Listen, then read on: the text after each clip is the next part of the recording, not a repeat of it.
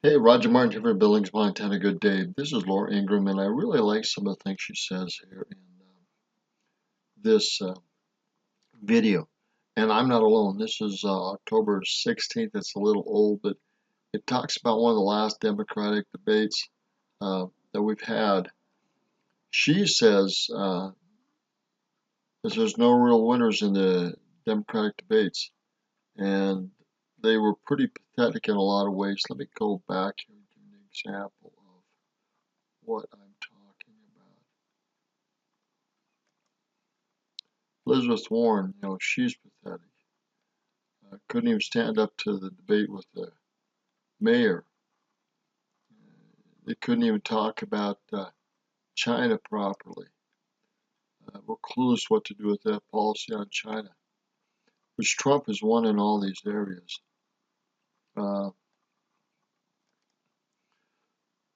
Bernie, he's socialistic European, socialistic as so is Warner. The worthless socialistic European problems here. All they do is debate against Trump, united in that. And we even talk about the military action in Syria. There's still, this is in 2013 and it hasn't changed much today. We still don't want our military involved in Syria, and that still hasn't changed much. So the point is, we're getting to these individuals that just are not very leading. She is leading a little bit, gaining, but not much. And interesting enough, Ms. Gabbard, Hillary went after her. So she's a little concerned about her, but there's also a new poll out talking and looking for, is there anyone else in the Democratic Party that can really do what they need to do to take over Trump and beat Trump? And they're still looking. I don't think there is, but they're still looking. And Democrats were still taxing everything. What a bunch of crap. And then no real answers on a lot of issues.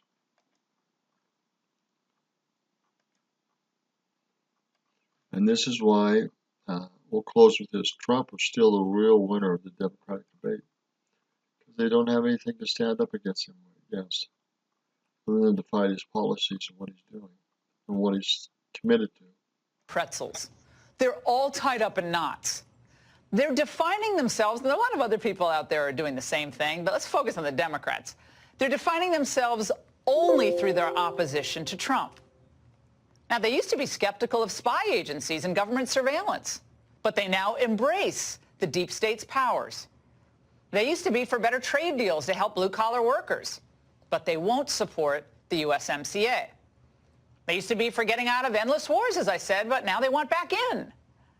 There is no consistency whatsoever, except on, as many, abortion or those things, I guess.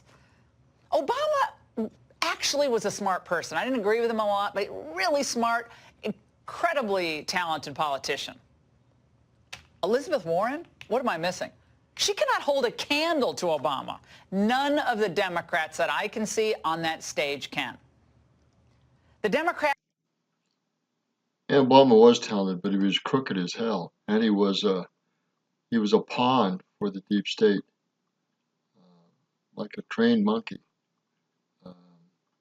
They worked him. The CIA worked him from a young individual, sealed all his records up, played him for stuff, paid him for stuff, and he was as crooked as they come. He might have been smart, but he was as crooked as they come, which makes a very dangerous politician for our country. Democrats hate Trump, but have a whole lot of nothing to replace him. And I think smart people in the party know it. Look at the new Moody's study out today. Now, I want to stop a moment on this Moody's study. This is really interesting. You see the blue Democrats, the red Republicans. Notice the electoral count. Notice this. Democrats are around 206, Republicans around 332. Wow. So I think Trump is going to win it again, and it may even be greater than they're reporting here. Trump says it's going to be one of the greatest landslides again in our history. We will see. We will see. Their calculations show a 2020 map that looks like this. And when you step back and you looked at that field last night on that Democrat debate stage, you can see why so many Democrats think impeachment, even if it takes secret hearings, is their only answer. That's what's scary. They're not going to get it. It's not going to go through the Senate. It's not been legal. It's a lynch mob style thing. It's a kangaroo court. It's total crap. But that's the way it is. That's the way it is. What are you going to do? These people are messed up. And as far as leadership quality, they all suck. There's a little bit of promise in a couple of the gals and a guy in the Democratic leadership, but not much. They're messed up as far as how to get there, unfortunately. And Trump is still the real winner of the debate that was done on the 16th, 4 or 5 days ago. Actually, 7 days ago now.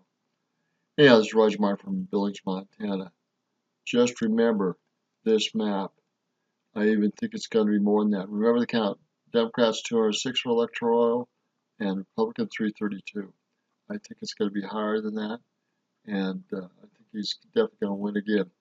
Remember, the guy that's predicted the last, 8 presidential elections correctly has said the only way that it's going to slide against Trump, and I think some of these Democrats really know it, is through illegal impeachment, and that's not going to happen.